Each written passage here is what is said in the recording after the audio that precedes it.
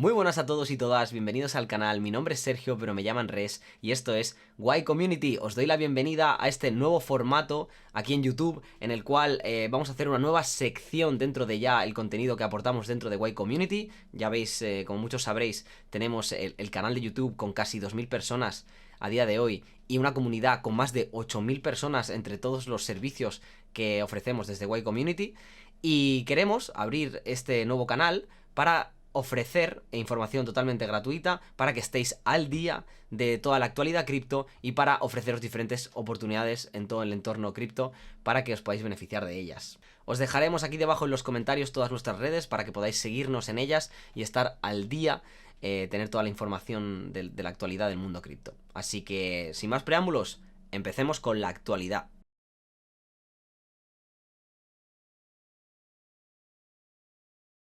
Como sabéis, en las últimas semanas el tema que está en boca de todos es el conflicto en Europa del Este entre Ucrania y Rusia, lo que está volviendo locos a los mercados. Vamos a hablar de ello y vamos a explicar un poco para poneros en contexto de lo que está pasando y así poder entender la actualidad económica que rodea a todo este conflicto. Hace aproximadamente 10 días estallaba una guerra que parecía improbable que estallara, pero que finalmente se dio y que, más allá de explicar de dónde viene todo este conflicto, porque nos llevaría básicamente horas, desde Why Community lo que queremos es poneros un poco en contexto para que entendáis por qué situación están pasando a nivel económico todos los mercados y qué repercusiones estamos viendo en estos, ¿no? Vamos a utilizar el gráfico de Bitcoin para ver cómo han afectado las recientes noticias de este conflicto, ya que Bitcoin, al ser un activo tan volátil, nos suele dejar claras huellas de todos los conflictos o de todos los pasos que se han ido dando. Como podéis ver aquí, el día 15 de febrero, se empiezan a escuchar rumores de que Rusia está preparando un ataque contra Ucrania, para invadir Ucrania, y vemos cómo, en este caso, que se suele decir, ¿no?, que compran el rumor y venden la noticia, en este caso, al ser una noticia negativa, lo que se suele hacer es venden el rumor y compran la noticia, y si os fijáis bien, es lo que pasó. Fijaos, el día 15 empieza a caer y nos lleva hasta una caída, porcentualmente, cogemos la regla y lo miramos, de hasta el 23%, hasta el día que las tropas rusas se confirma que avanzan desde el norte de Ucrania, y ese día experimentamos una gran volatilidad, que se trata del 24 de febrero, y fijaos que acaba el día en positivo. Llegamos a tener ese mismo día una vela increíblemente curiosa y increíblemente volátil del 13,62%, acabando en positivo, y a partir de aquí estalla la guerra y vemos una revalorización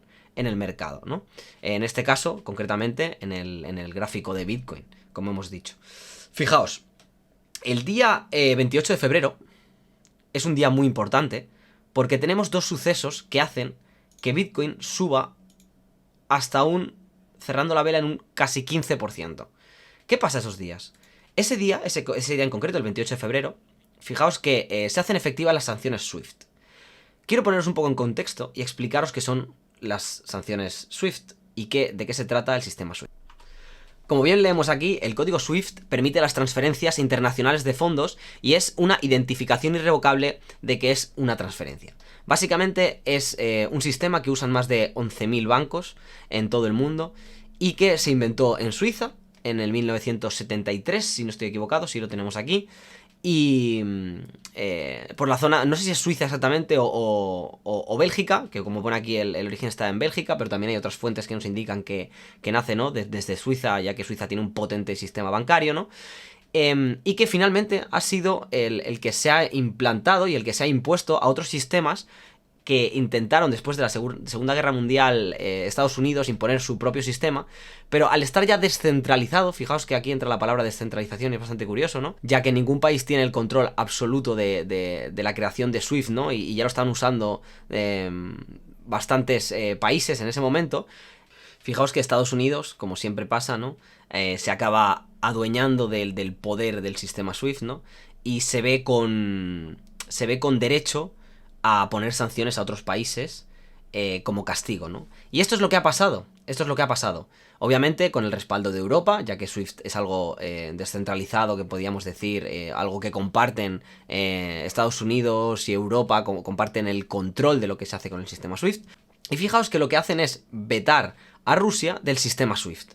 ¿Qué provoca esto? Pues esto provoca que básicamente no se puedan hacer transferencias en rublos, y esto lo que hace es que el rublo se hunde. Al hundirse el rublo, lo que quieren los ciudadanos rusos y los oligarcas rusos es protegerse de alguna manera. ¿Cómo se protegen estos oligarcas rusos y la población en general rusa? Pues aquí lo tenéis.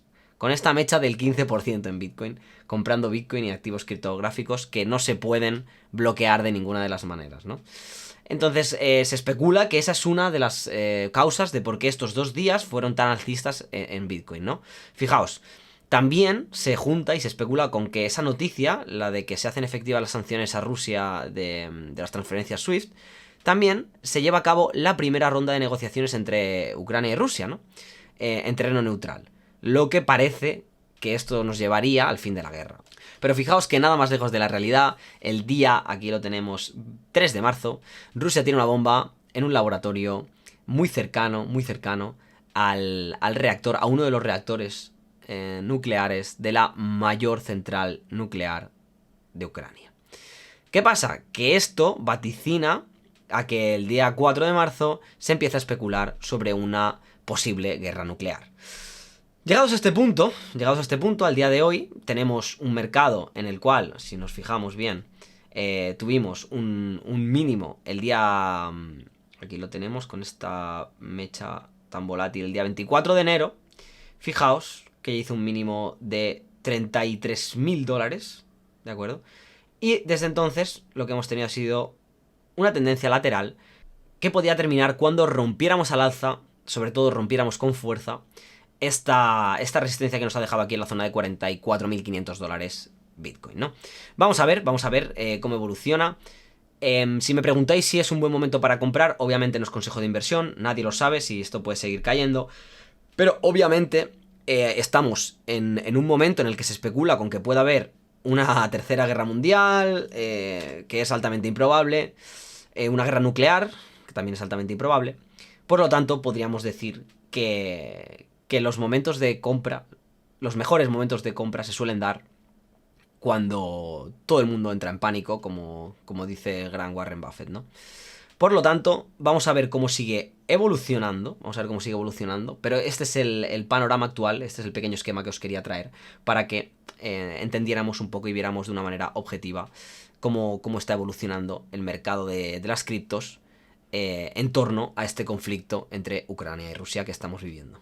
Dicho esto, vamos a comparar cómo están los mercados tradicionales, vamos a hacer un repaso rápido del S&P 500 y del Nasdaq para ver cómo se están comportando respecto al mercado cripto, los mercados tradicionales. En el S&P 500 vemos desde el máximo que hicimos, que fue un máximo histórico de hecho, vamos a ver la mecha que dejó en 4.818, ha caído el S&P 500 casi un 15% desde entonces. Desde el día 6 de enero, en poco más de 2 meses, hemos caído un 15%, lo que hace la caída más fuerte desde marzo de 2020 con el tema del innombrable, ya sabéis. Entonces, esto puede ser interesante. Puede ser interesante porque o bien nos recuperamos, o bien empezamos una tendencia bajista y empieza a explotar todo. Y esta caída no va a ser del 15% entonces, sino que va a ser una caída bastante dura. En cuanto al Nasdaq, pues nos encontramos en la misma situación, pero un poquito peor. Desde máximos tenemos una caída de hasta el 22%, lo cual es una caída bastante interesante. Lo que nos indica que hay mucho miedo en los mercados.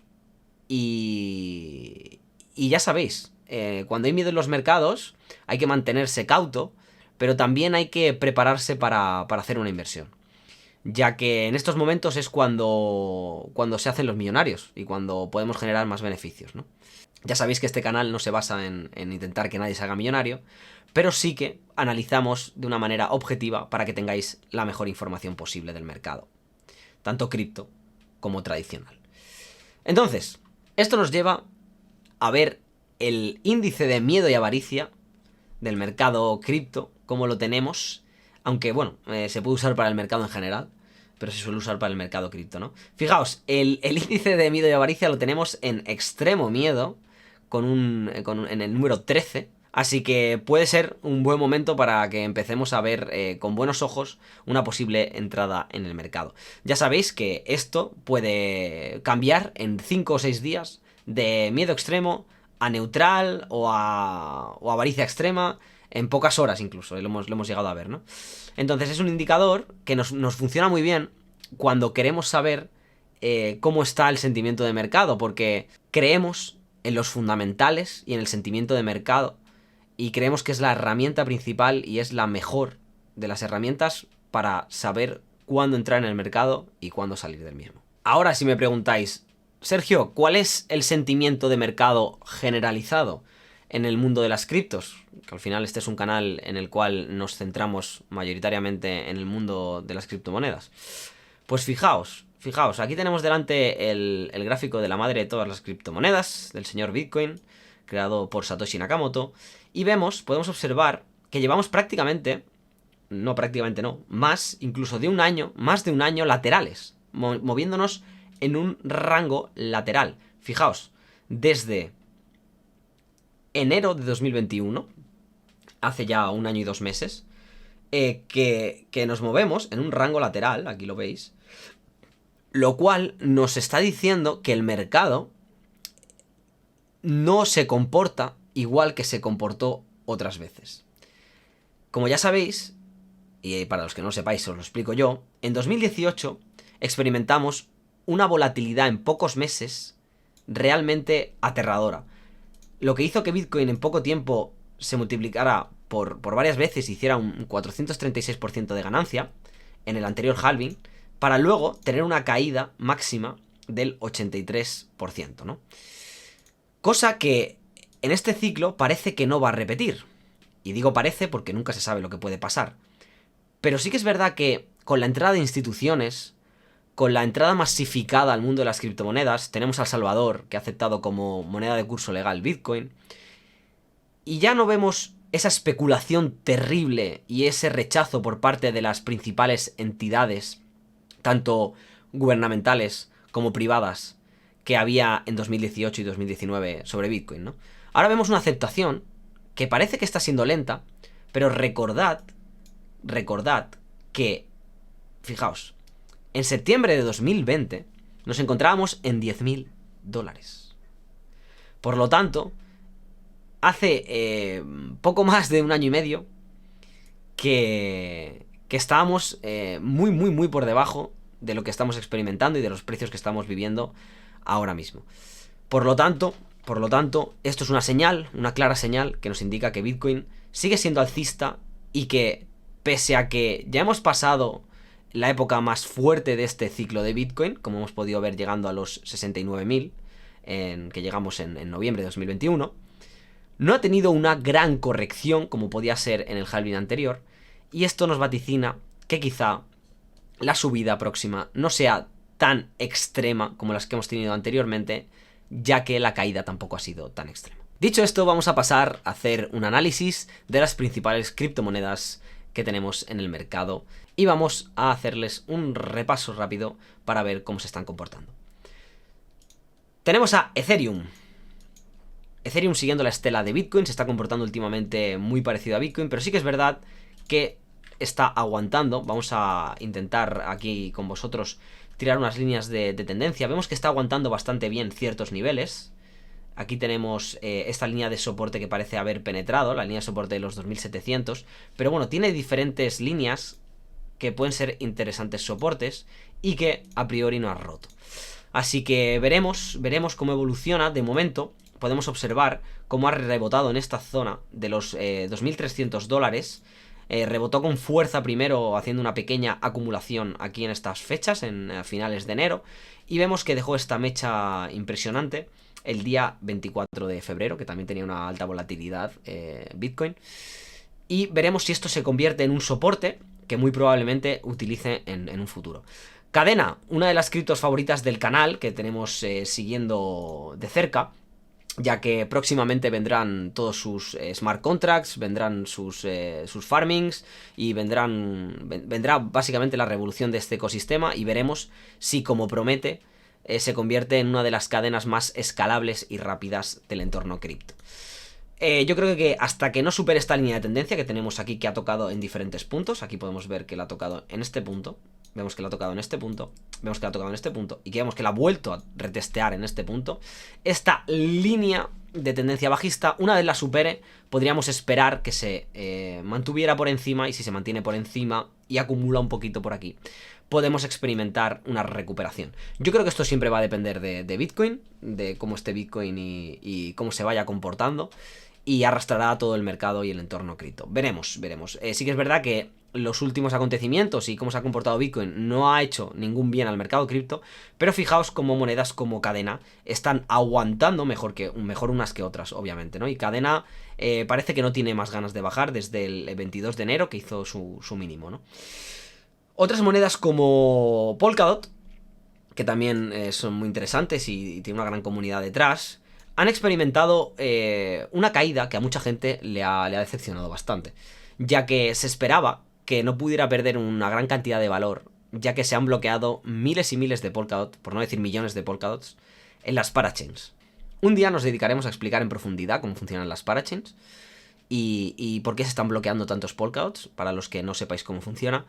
Pero sí que es verdad que esta caída que ha experimentado no era de esperar a este nivel tan agresivo, ¿no? Podemos marcar esta línea de tendencia bajista y en cuanto la supere, que parece que no tiene tampoco muchas ganas de caer, de hecho parece que el mercado cripto está empezando a relajarse, esperemos que sea así, en cualquier momento puede salir al alza y puede recuperar. Veremos si esto es así o si por otra parte el mercado cripto sigue hundiéndose. Veremos. Cardano, que es una cripto que le interesa a mucha gente. Fijaos que teníamos aquí marcada la zona del dólar, que había utilizado muchas veces como soporte, y cada vez que lo tocaba rebotaba. Hasta que aquí rebotó, lo utilizó como última vez y experimentamos una ganancia del 200%. Tras esto ha tenido un sangrado lento y doloroso que nos ha llevado a retestear la zona del dólar, a intentar volver a subir y finalmente romper esa zona del dólar para, parece ser, estabilizarse por la zona de los 0,80. Si cae de esta zona, ¿qué podemos esperar? Pues caídas hasta la zona de los 0,40 centavos. Veremos cómo evoluciona. Solana, un gráfico bastante parecido, fijaos. Un gráfico bastante parecido, salvando un poco las diferencias, a Cardano, pero experimentando una caída menor en porcentaje. Ha experimentado una caída menor en porcentaje. Pese a ello es un 70%, que me parece un porcentaje bastante burro y bastante absurdo. Y veremos cómo evoluciona una de las principales competidoras de Ethereum, que la hemos tenido mucho tiempo compitiendo contra Ethereum. Fijaos el bullrun espectacular que se marcó Solana, pasando de los 50 centavos hasta los $270. O sea, una barbaridad, una maldita locura. Y para finalizar, os quiero traer a Luna, que ha sido una de las que ha tenido, una cripto que ha tenido un comportamiento peculiar, cuanto menos. Como muchos sabréis, tiene un sistema de quemado de tokens, Luna, hiperdeflacionario, que lo que hace es que cada vez que se minten en la extensión o en la aplicación, desde la aplicación oficial de Terra Station, cuando se mintean UST, se queman lunas. ¿Qué significa esto? Que yo puedo cambiar Luna por UST quemando mis Luna. Me voy a la extensión y quemo Luna y creo nuevos UST. ¿Y esto cuándo pasa? Cuando el mercado está cayendo, porque la gente crea nuevos UST, necesita nuevos UST para comprar. Por lo tanto, en épocas bajistas no se ve arrastrada por el resto del mercado. ¿Por qué? Por este hecho, ¿no? Por este sistema algorítmico que mantiene UST en $1 que utiliza Lunaterra. Uno de mis proyectos favoritos, Lunaterra, y os invito a indagar en él, porque me parece realmente espectacular. Otra moneda que ha experimentado un gran crecimiento. Desde los $4 llegó a su máximo histórico en los $103 aproximadamente. Y que tras una corrección, que sí que se ha visto envuelta por el resto del mercado, hemos tenido una recuperación totalmente inesperada, que ha intentado ir a buscar máximos históricos sin llegar a tocarlos, quedándose en $96. Luna, un gran proyecto. De verdad que es un proyecto muy muy interesante, que está también trabajando duro en su ecosistema. Estamos viendo diferentes aplicaciones que están pasando del mundo tradicional, como fue hace un par de años con el mundo de las DeFi, pues ahora también se están incorporando en el ecosistema de Terra Luna con funciones más avanzadas, inclusive, que en 2020 cuando hubo la explosión de las DeFi. Así que esto ha sido todo. Hasta aquí el análisis de hoy. Mi nombre es Sergio y nos vemos en el próximo vídeo. Gracias a todos por pasaros, no olvidéis suscribiros y hasta la próxima. Adiós.